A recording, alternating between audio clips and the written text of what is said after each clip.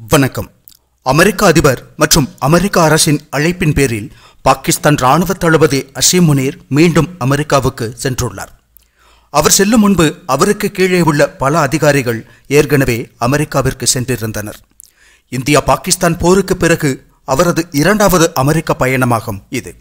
America பாகிஸ்தானுடனான உறவை வலுப்படுத்த முடிவு செய்துள்ளது என்பது அதிலிருந்து தெளிவாகிறது. இதை சொல்லும்போது இதோடு தொடர்புடைய வேறு சில விஷயங்களையும் நாம் குறிப்பிட வேண்டியுள்ளது. அசீம் முனீர் என்ற அந்த கோமாளி அமெரிக்காவில் இருந்து கொண்டு ஒரு அணு ஆயுத அச்சுறுத்தலை விடுத்துள்ளான்.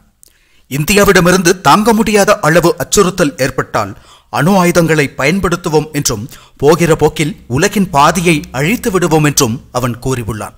அதாவது உலகின் பாதியை அணு ஆயுத தாக்குதலில் அழித்து விடுவோம் என்று அமெரிக்காவில் இருந்து கொண்டே அசீம் முனீர் கூறியுள்ளார். அதாவது இந்தியாவுடன் எதிர்காலத்தில் போர் ஏற்பட்டால் அது அணு ஆயுத போராக மாறினால் உலகின் பாதியை அழித்துவிட்டுத்தான் அழியுமாம் பாகிஸ்தான். நாங்கள் ஒரு அணுசக்தி படைத்த நாடு என்று அசீம் முனீர் தமது முதல் வரியிலேயே கூறியுள்ளார்.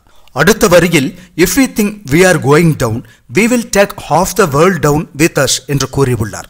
அதாவது பாகிஸ்தான் வீழ்வதாக நினைத்தால் உலகின் பாதி அளவை எடுத்துச் செல்வோம் என்று கூறியுள்ளான் அந்த கொடியவன்.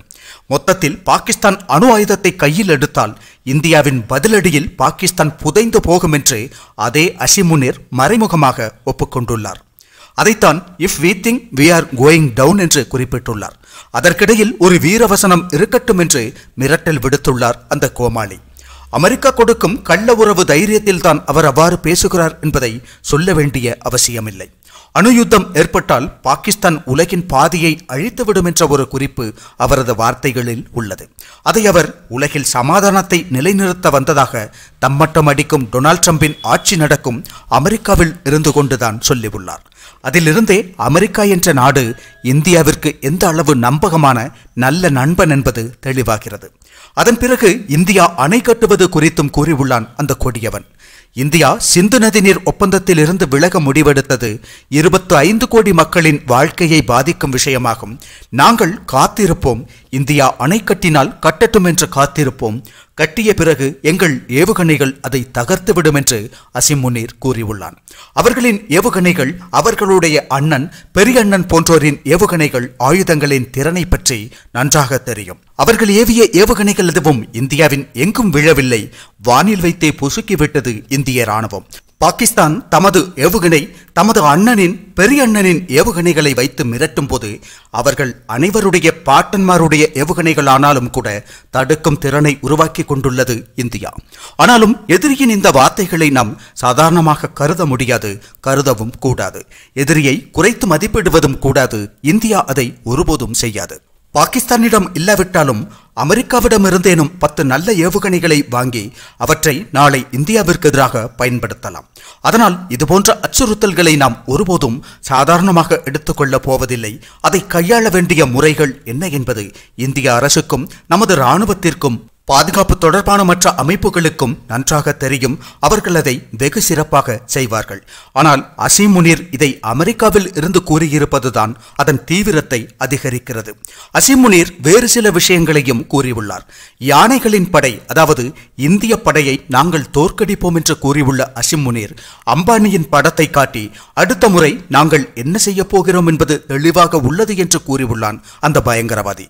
இது மற்றொரு சைகையா என்று சில ஊடகங்கள் ரிப்போர்ட் செய்துள்ளன. வேறொரு நோக்கம் அதன் பின்னில் இருப்பதாக தெரிகிறது என்பது சில ஊடகங்களின் கருத்தாக உள்ளது. ரஷ்யாவில் இருந்து வரும் கச்சா எண்ணெயை சுத்திகரிப்பதற்கான மிகப்பெரிய சுத்திகரிப்பு ஆலைகள் முகேஷ் அம்பானியின் நிறுவனத்திற்கு சொந்தமானது என்று தெரிய வருகிறது. அதனால் அம்பானியை குறிவைப்பார்கள் என்ற ஒரு சைகை அவனது வார்த்தைகளில் உள்ளதா? அசீம் முனீரின் வார்த்தைகளில் இப்படி பல சந்தேகங்கள் எழுப்பப்படுகின்றன. அதாவது அமெரிக்காவில் இருந்து பாகிஸ்தானின் ராணுவ தளபதியின் எச்சரிக்கை ஒரு அணு ஆயுத போர் எச்சரிக்கையாக வெளிவந்துள்ளது. அணு ஆயுதங்களை பயன்படுத்துவோம் என்பதை தெளிவாக சொல்லியுள்ளான். அதோடு அவர்கள் கீழே போனால் உலகின் பாதியை கீழே கொண்டு போவோம் என்றும் கூறியுள்ளான். அதில் ட்ரம்பிற்கு எந்த பிரச்சனையும் இல்லை, உலக நாடுகளுக்கு எந்த கவலையும் தோன்றவில்லை. வடகொரியாவின் அணு ஆயுதம் குறித்து கவலை கொண்டவர்களுக்கு பாகிஸ்தானின் இந்த வெளிப்படையான அச்சுறுத்தல் குறித்து ஏன் கவலை தோன்றவில்லை என்று யாராவது யோசித்தீர்களா? அங்குதான் பாகிஸ்தான் என்பது அமெரிக்கா மற்றும் ஐரோப்பாவின் ஒரு நிழல் தேசம் என்பதை நாம் புரிந்து கொள்ள வேண்டும். பாகிஸ்தானின் ராணுவ ஜெனரல் இப்படி ஒரு அறிக்கையை வெளியிட்டால் அதற்காக அமெரிக்கா ஒருபோதும் எதிர்வினையாற்றாது. ஐரோப்பிய நாடுகளுக்கு எந்த பிரச்சனையும் இருக்காது, இஸ்ரேலுக்கு கூட பிரச்சனை இருக்காது. ஏனென்றால் சாவி அமெரிக்காவின் கையில் தான் இருக்கிறது.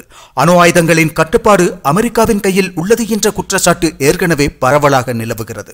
அதனால்தான் அசீம் முனீர் நாங்கள் அணு ஆயுதங்களை பயன்படுத்துவோம், உலகின் பாதியை அழித்து விடுவோம் என்று சொல்லும் போது அதில் அமெரிக்காவுக்கு எந்த கவலையும் தோன்றவில்லை. ஏனென்றால் அதை சொல்வதற்கு அமெரிக்கா தான் அசீம் முனீருக்கு உரிமம் கொடுத்திருக்கிறது என்று சந்தேகம் உள்ளது. காரணம், அந்த அச்சுறுத்தலை அந்த கொடியவனை வைத்து சொல்ல வைத்த இயக்குனர் அமெரிக்காவாகத்தான் இருக்கும். அதற்கான சாத்தியம் நிறையவே உள்ளது. இல்லையென்றால் அது எப்படி சாத்தியமாகும்?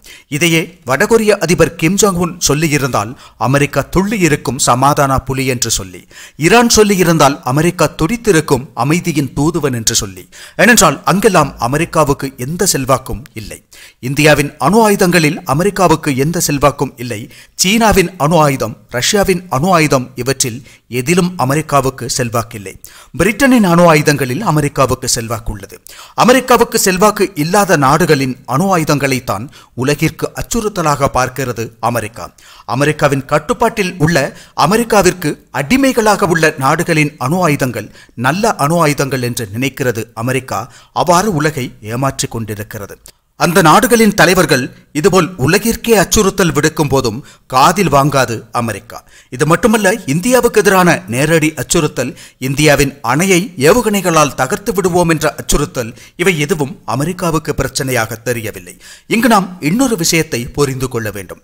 2004 பாகிஸ்தானை அமெரிக்கா ஒரு சிறப்பு நிலைக்கு கொண்டு வந்தது. அதாவது அமெரிக்காவின் மிக முக்கியமான கூட்டாளிகள் நேட்டோ நாடுகளாகும். அவற்றில் ஏதேனும் ஒரு நாட்டை தொட்டால் அமெரிக்கா திருப்பி தாக்கும். அமெரிக்கா மௌனமாக இருக்காது. அதுவே நேட்டோவின் சிறப்பாகும். நேட்டோ உறுப்பு நாடுகளின் மிகப்பெரிய பலம் அதுதான். அதே நேரத்தில் பாகிஸ்தானை அமெரிக்கா ஒரு சிறப்பு நிலைக்கு கொண்டு வந்தது. அது MNNA, மேஜர் நான் நேட்டோ அலை என்று அழைக்கப்படுகிறது. நேட்டோ அல்லாத முக்கிய கூட்டாளி என்பதாகும் அதன் பொருள். அதாவது நேட்டோவுக்கு அடுத்தபடியாக மிக முக்கியமான அல்லது நேட்டோவுடன் சமமான முக்கியத்துவம் வாய்ந்த ஒரு கூட்டாளி நாடு பாகிஸ்தான் என்ற ஒரு நிலைப்பாட்டை 2004 எடுத்தது அமெரிக்கா. அப்போதைய அமெரிக்க அதிபர் ஜார்ஜ் W. புஷ் தான் அந்த வேலையை செய்து வைத்தார். அதற்கு முன்பும் பின்பும் பல தேவைகளுக்காக அமெரிக்கா பாகிஸ்தானை பயன்படுத்தி உள்ளது. பாகிஸ்தான் அமெரிக்காவின் ஒரு கிளை நாடு என்றும் பாகிஸ்தானை கட்டுப்படுத்துவது அமெரிக்கா தான் என்றும் நாம் முதலில் ஏற்றுக்கொள்ள வேண்டும். ஏனென்றால் இஸ்ரேல் கூட இப்போது பாகிஸ்தானை ஒரு அச்சுறுத்தலாக பார்க்கவில்லை.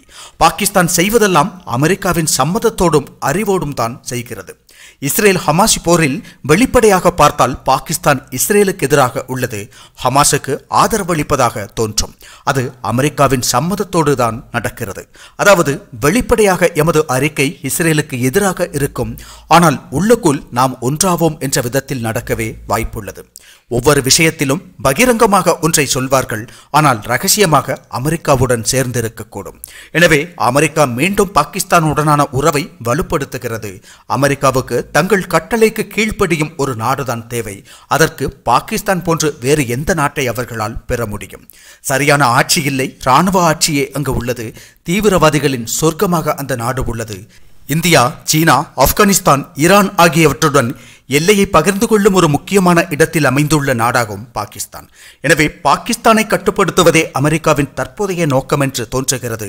அதற்கான நடவடிக்கைகள் தான் நடந்து கொண்டிருக்கின்றன. பாகிஸ்தான் எந்தவிதமான சமரசத்திற்கும் தயாராகவே உள்ளது அமெரிக்காவிடம். அதனால் பாகிஸ்தான் எதை செய்தாலும் அமெரிக்கா எதுவும் சொல்லாது, பாகிஸ்தான் எதுவும் சொல்லலாம் உலகில்.